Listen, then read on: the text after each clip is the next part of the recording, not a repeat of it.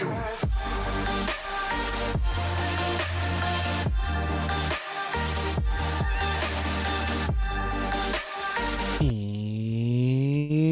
welcome to the Geeks, and Joysticks podcast YouTube channel.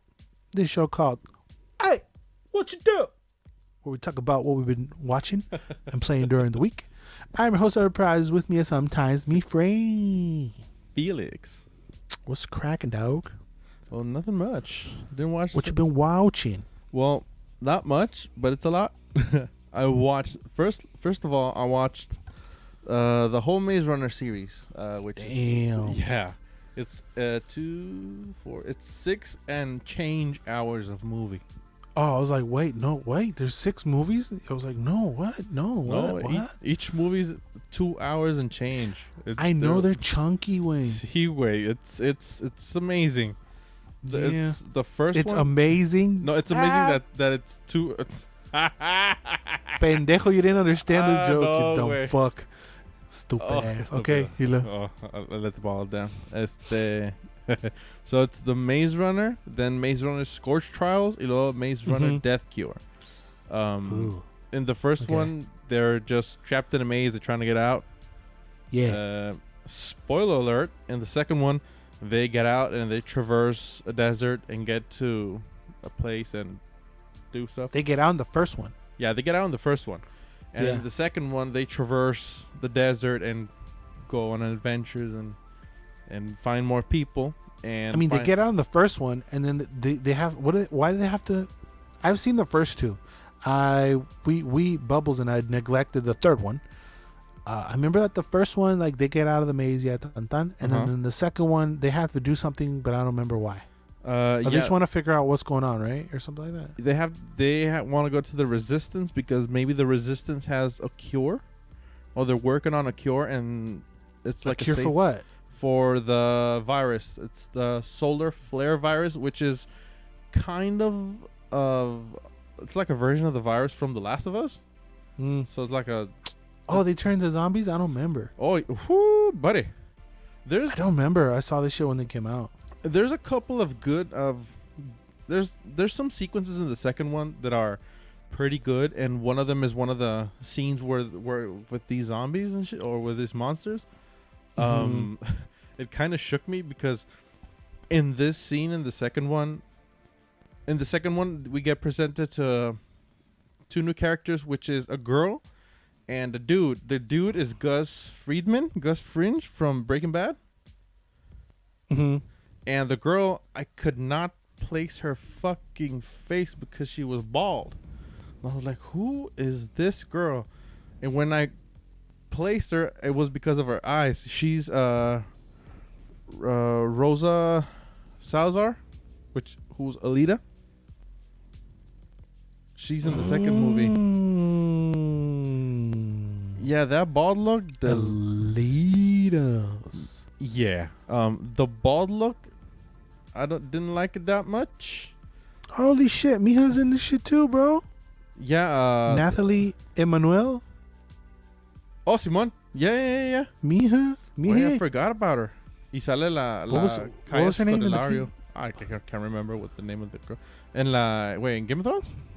Yeah, what was her name? Oh, fuck. I can't remember. Mija. I don't know, but she Mija. Oh, fuck yeah. The Mija, yeah. Yeah, and then... Yes, bow down. Misande. I'm sorry. Honor to Mijande. Like the car? Sure. And the other Mija, Kaya Scodelario from the movie with the crocodiles? Have you seen that one? Crawl. Okay, Crawl. She's in it, and... No, it's been on the list, but I took it off. Yeah, she's in Pirates too. Oh, neta, I remember. Well, anyways, they get out in the first one, and they go to the desert in the second one. They meet Gus and Alita, and one of the best scenes of the movie is the zombie scene. And in the third one, in the second one, yeah. And then by the end of the second, is that the one in the building where the building is like falling down or something? I can't remember. Oh no, the building falling down is the third one. Oh no, see, it's the second one. I didn't see it. It's the second one because I haven't seen the third one. Yeah, it's been 5 years and it felt longer. Güey, sí, es que sí, it feels dated just because all those what was that genre movie? The teen, Yeah, the young TA, adult thing. teen Yeah, adults. Oh, YA. Yeah, YA. yeah, the YA movies kind of tanked, but that is maybe the most respectable because the director was the same in the three movies. Of the three movies, I think the first was the best because of story, and the third was the best in character development because I can't remember the name of the actor, but the main actor who's amazing in all three movies, Thomas. yeah, Thomas, and well, that's the character's name. On all three movies, he actually has growth. He really grows. You see his development, and his friend, the British kid, he kind of gets neglected in the second one, and in the third one, you see their friendship. Like he's his best friend from all the kids. Yeah, major compilla. And I mean, a lot of shit happens during the first and the third because in the second one we don't see that much. You don't feel that much, but in the third one, when shit goes down, you start feeling every fucking punch, and by the end, more stuff happens. I mean, you want me to spoil it? Nah, don't spoil it in case people wanna. I mean, I forget why it just didn't excite us anymore. Like after I felt like the second one was really dumb, and it, like we weren't really going anywhere. And like you said, like there wasn't any growth. Like we need to watch the third one to see the growth. But I didn't really care about Thomas and the girl and the whatever, and they're like running, and it's like I don't give a fuck, man. All right, I don't give a fuck. And then the third one came up like, no, we're not gonna watch it. Fuck you, Maze Runner. And it feels like it came out long ago, and it just came out it was only 2 years ago. The last one, yeah. I think that might have because I it was think that might have been the death of the YA. Yeah, I think that was the last one because the last movie of the Divergent, I want to say that one too. Yeah, I think I saw the first one. I don't think I saw any of them. I saw the first. That was the first one right after. That was the first one right after Hunger Games, right? Yeah. The first franchise they'll try to launch, and they're all franchises too. Like, just try to make one good movie. Don't plan ahead 3 or 4 movies ahead. Just try to do one, like, just fucking like sports, all right? One game. We're just one game at a time. Do one at a time, and then like try to hit it out of the park with the first one, and then try to be subtle with the sequel, and then you know what I mean? Because they're all like YA book series, aren't they? Yeah. Oh yeah, they are. And the thing is that they, for example, the Divergent, I think I saw the first 2. I completely passed on the third one, and the fourth one came straight to home video. Fourth. Fourth. I've heard that it sucked, but with this one, the first was very interesting. The end, it didn't make a lot of stuff didn't make sense in the end, but I said, you know what, fuck it. That's the way they wanted to write it. The second one, they relegated some characters. Scorch. What?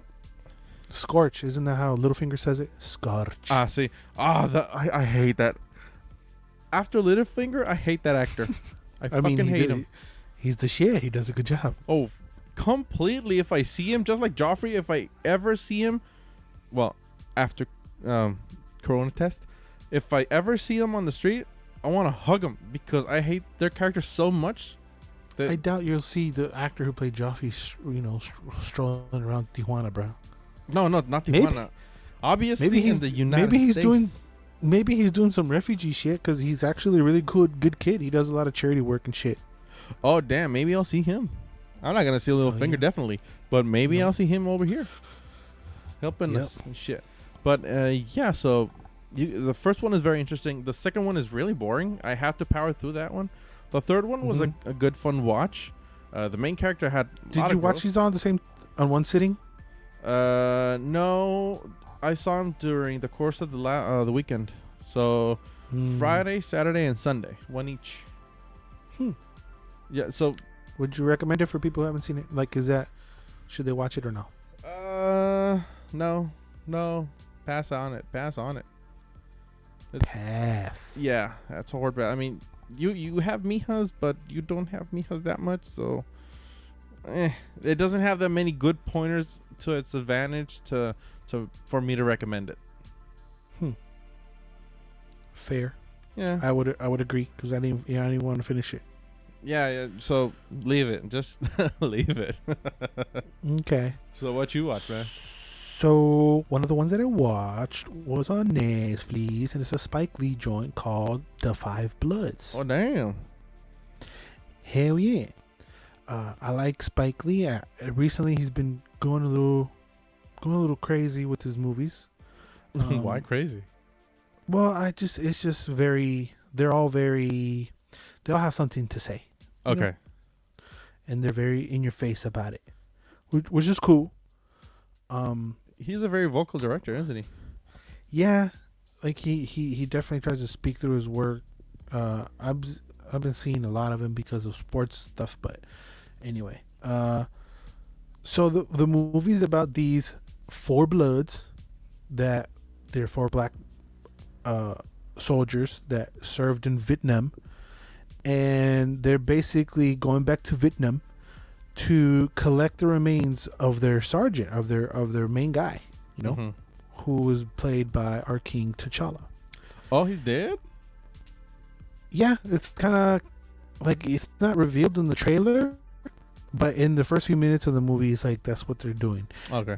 Not only that, but there is also some gold buried around there. Like they had already collected it, and then they had to bury it somewhere because they're like in the middle of a war, just kind of like heavy stuff going on. Yeah, but the movie starts off with very strong war footage, like actual people getting shot in the head, and like remember the very iconic silent protest a monk did. I think it was in the 80s where he set himself on fire. Yes. That kind of shit.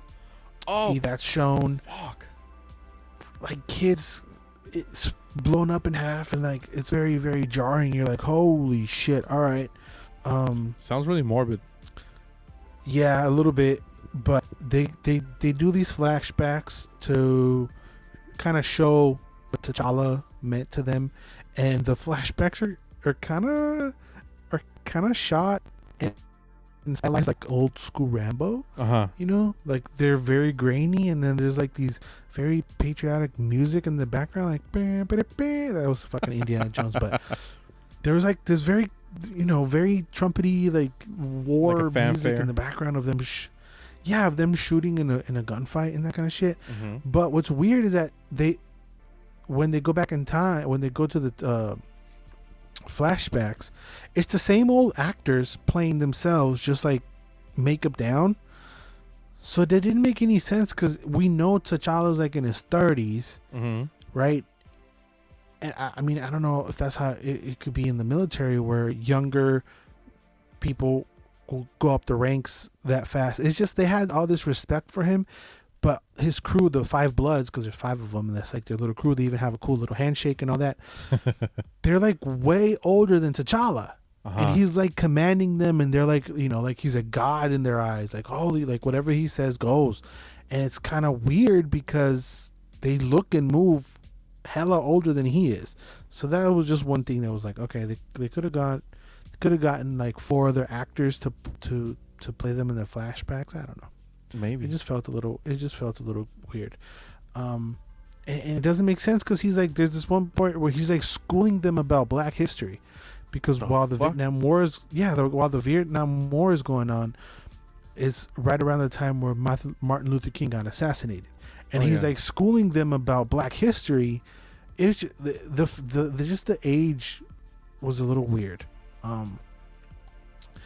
But they do a good job. They mention like real Black American heroes and they say what people did and whatever, right? That was really cool. So to get to Vietnam, they had to ally themselves with somebody who had cash for able to be that, and that would be the bad guy, aka Leon the Professional, real name Thick Jean Reno. He's fucking thick in this shit. Like no he's mames. gordo. He thick. He thickums, bro.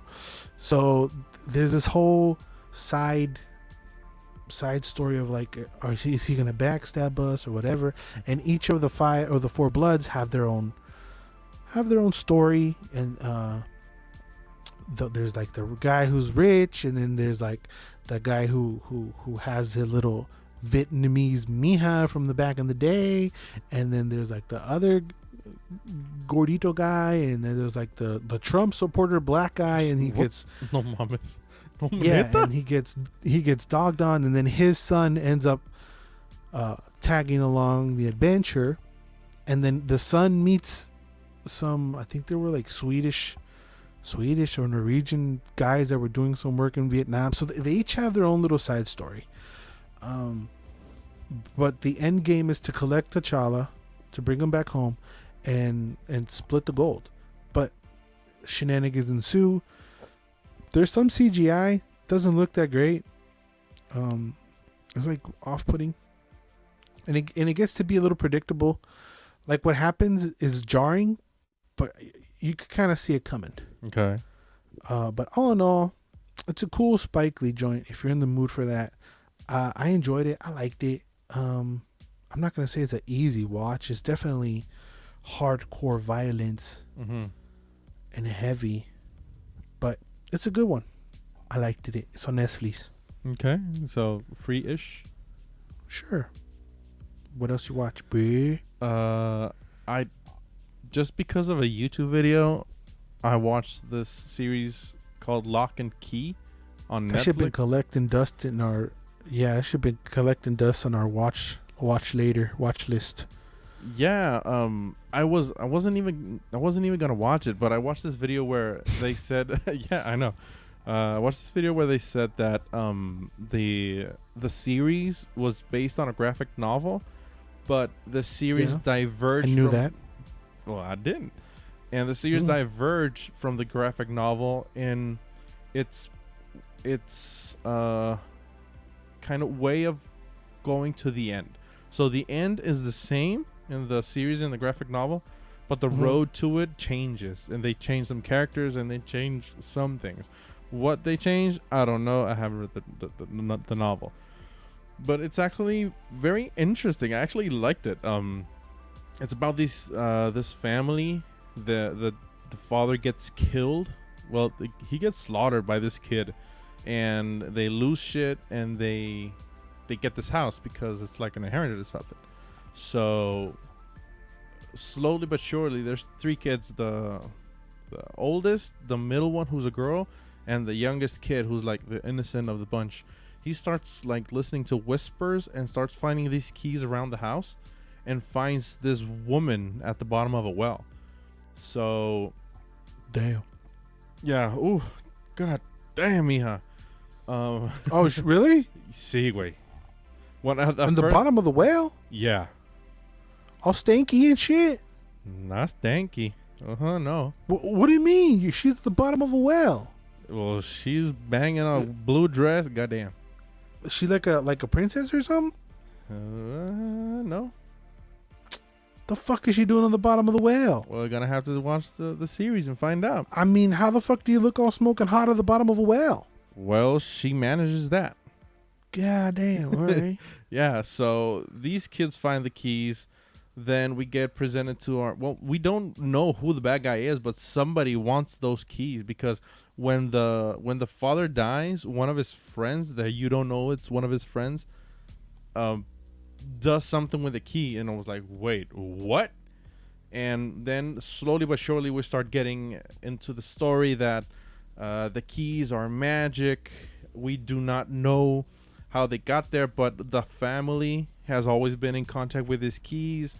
And then there's this door where all the magic comes from, but the door holds demons, and a lot of stuff happens. It takes its turn. But okay, hold on. There's a bunch of keys, but only one door?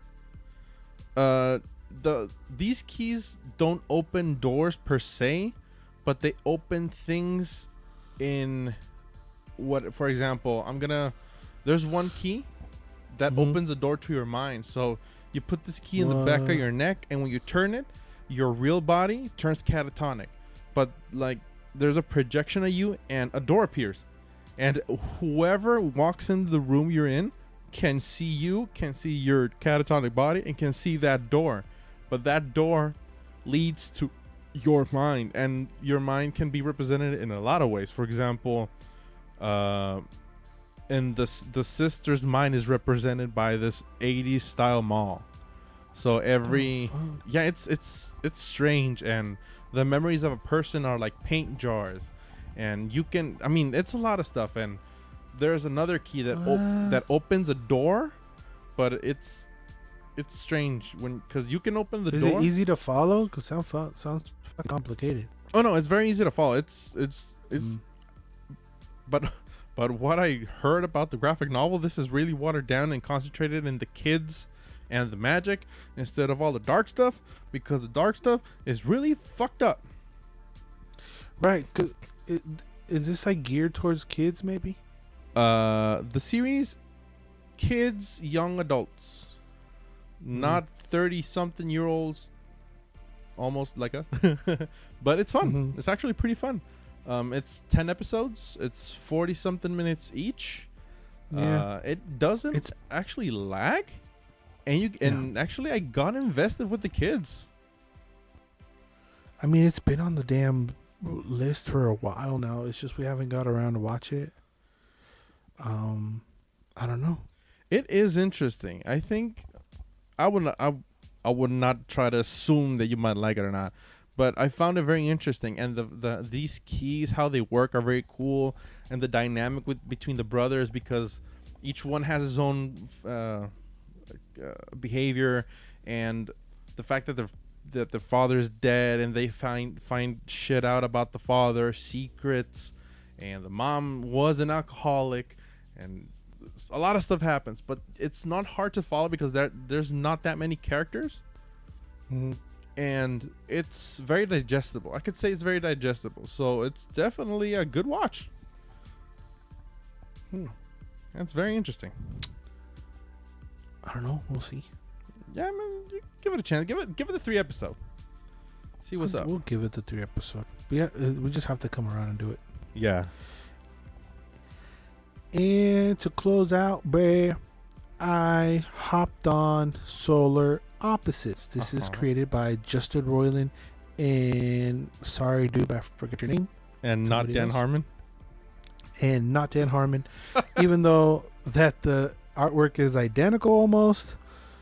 I think it's pretty close to the later seasons of Rick and Morty. Oh yeah, definitely. If you didn't know, Justin Roiland is a co-creator of Rick and Morty. And those, he voices everybody. He voices Rick and Morty. Yes.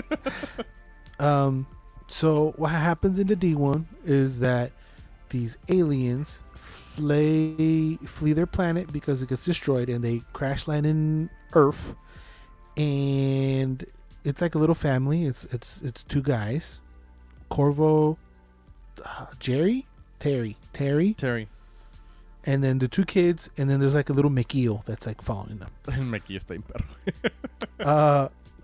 So they're in Earth. So it's funny how it's called Solar Opposites, and it's completely opposite of Rick and Morty. Rick and Morty, you go to different planets or different universes or different things and have adventures there. This one, the aliens strictly stay in Earth and have different adventures in Earth. Very mundane and like normal life things, like running for the HOA and having a man cave, and just really normal things that's alien to them. They're experiencing through their alien eyes. The dynamic between Corvo and Terry, it's very, very similar to Rick and Morty, even to the point where Corvo, who's like the main guy and he hates Earth, that's his deal. Terry, he's like the younger dude, just full of whims and wonders. He just wants to learn everything and try to figure out everything, but he's kind of dumb. And Corvo is kind of the smart one, like he's the smart one. And their dynamic is very similar, even to the point where he says Terry almost as much as Rick says Morty. Yeah. Maybe 70%, you know. if Rick says it 100 times, Corvo might say it, 70. Yeah. It's just very, very, very similar. This is on Hulu, so there are no beeps, which is kind of weird. I got used to the beeps. You know what's strange? I mean, sorry to cut you Yeah. off, but the first season of Rick and Morty, when I saw it, it didn't have no beeps. I saw it uncensored. I don't know why, but they didn't beep any fuck shit or whatever. No. And here, Yeah, so and here they don't beep it at all, so it's a little weird. You're like, oh shit, I got used to the beeps. yeah. I would say that this show is pretty cool, just not as cool. Rick and Morty feels a little nerdy. This one, because they justify the technology they use because they're alien. So it's very, very similar. Like they use all these apparatuses and guns. Like there's a dumbed down gun and there's a smart gun and there's a shrink ray. So all these kind of weapons and things, but they use the fact that they are aliens to justify it. There are a bunch of side stories. So in an episode, you might have 3 or 4 storylines going at the same time. Corvo and Terry are doing an adventure. The 2 kids are doing an adventure. What is the name of the girl? What are their names? Do you remember? No, I don't remember. The boy has a weird name and the girl has a normal name. I think she's like Sarah or something. And it then threw you me have a off- little Mikio. It threw you off what? Oh, it threw me off that the kid was an assassin. I mean, they're not really kids. Yeah. No, but they are though. Yeah. Because they're going to school and they're having those kind of adventures, and their principal and teacher hate them, and then they fuck. It's like really weird. Yumulak So is the kid and Jesse is the girl. Yeah. And the Yumulak. Mikio is called the pupa. The pupa, yeah. So Mikio, it's literally a Mikio. Mikio is jizz for y'all who don't know what Mikio is. Yeah. And he could have an adventure where he's just sliming through and trying to get something, right? Something so simple. And then you got Corvo and Terry, going back in time or something. And then you got the kids doing school shit. And then there's another whole separate storyline because Numulak? The wall. Yeah, Numulak, is that what you say? Yumulak. Yumulak. Like I said, he has a weapon where he shrinks people, and he just goes around and shrink people just because he don't like them or whatever, and he puts them in this case in their room. So he has this whole, he has a whole wall, like a whole little society of people that he shrunk down, and he's keeping them there. And that's a whole different, plot and side plot that there's a fucking, it's kind of like, what was the movie you watched? The Netflix one? Where there's levels. Oh, the platform. Yeah, that thing. And you got the top guy who's the Duke, and they're all collecting like ear swabs and toothpicks and all the shit that the girl gives them. It's a whole different Mad Max in a little cupboard thing. It's pretty crazy. And there's a rebellion against the Duke, and there's a whole one of the last episodes takes place entirely in there. Oh, really? Yeah. Oh, damn. So it's pretty cool. It gives not a conclusion, but it furthers the story because it's just sprinkled here and there during the season. Yeah. Did you Tiffany Haddish is the AI for the ship? Yeah. That threw me way off. I mean, I could tell. But there's not as many special guests as there is in Rick and Morty, and there's no original songs like there is in Rick and Morty. But I don't know, like I started watching it not wanting to watch it because it felt so similar as Rick and Morty, but the damn show won me over. It's weird. Remember I like it because I was like, okay, this is too similar to Rick and Morty, I don't know if I want to like it, but then I'm like, okay, that was funny. All right, that was good. Okay, that's good. And then I'm like, laughing. I feel like it, even in some, I don't know. It has its quirks. It's just as funny. Yeah, it's just as funny, I believe. But Rick and Morty's just cooler. This is missing the cool factor, but it's not bad. Like it's not. If Rick and Morty's a 9, this is probably like a 8. Yeah, that's a very valid point. Now, will it be the Futurama to the Simpsons? I don't know. Like, Uh, will it grow alongside it and establish a own fan base?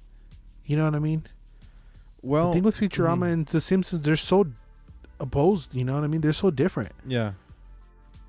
And this is the DNA of these two shows are so similar that it's like, all right, wow, I don't know, why would I watch Solar Opposites if I can get it, you know? And then they came out together. I wish they like while we got Rick and Morty going, and that ends, then you start the other one. You know what I mean? Yeah. Well, this was shelved for a long time, very long time. It was years before Hulu picked it up, but Roiland tried to sell it to Fox, tried to sell it to I think Adult Swim. He tried to sell it to a lot of networks, but then Hulu was, hey, what do you want to do? And he was like, well, I got this, and they said, okay, do it. And he was like, oh shit, okay, and then they did it. So it was years in the making, but yeah, I get what you're saying that. It's not as, it doesn't pack the same punch as Rick and Morty, but it definitely has its quirks. And it's the same quirks. That's my point too. Yeah, it does, and it doesn't help that the fact that what was the dude's name, the one who hates Earth, Corvo. He's Rick. He's basically Rick. Yeah, just with another rapping, but he's just Rick. He's not an alcoholic, but he's it's Rick. A different flavor. Yeah, yeah. But it's the same. In the core, it's the same thing. Yeah, and the thing that I liked about him is that he says he doesn't like Earth, but for selfish reasons, he likes stuff. For example, the magic episode. I dug that episode a lot because he wanted to be the best magician, and there was this, I don't know, there was a lot of stuff. But he did it just because of spite or something. I was like, oh, shit. Yeah. Because he wanted the attention. Yeah, that was so petty and fun. It's it's weird. I'm curious to see where it goes. If people even dug it or will keep going. I've seen people be like, you know, is it too similar to Rick and Morty? Which I was kind of battling with it, but I like the kids too, you know, because even the later episodes of Rick and Morty also have side plots with the sister and the mom and the dad. You got to go see what the fuck Jerry's doing. You know what I mean? And it's his own thing. You know, it's a whole different adventure. Or now Jerry's tagging along the adventure. What the hell's Morty? You know what I mean? Yeah. So these later seasons also develop different plot lines. You know, they're going on at the same time. But I don't know. Check it out for yourself. It's on Hulu. I liked it. It's just like a grade below whatever you want to grade Rick and Morty. Yeah, and I completely understand. Yeah, so that's what we watched this week. Leave us a comment down below what y'all been watching. If you watch it, we'll shout you out. Let us know if you like these longer versions of it. I don't even know how long we're going, but we're trying to develop this more into a podcast. I was doing other things like editing it, but no, as you can tell because I'm mumbling, trying to make it more podcast with my homie. Always in favor you do you. Bye. Mumbles McGee.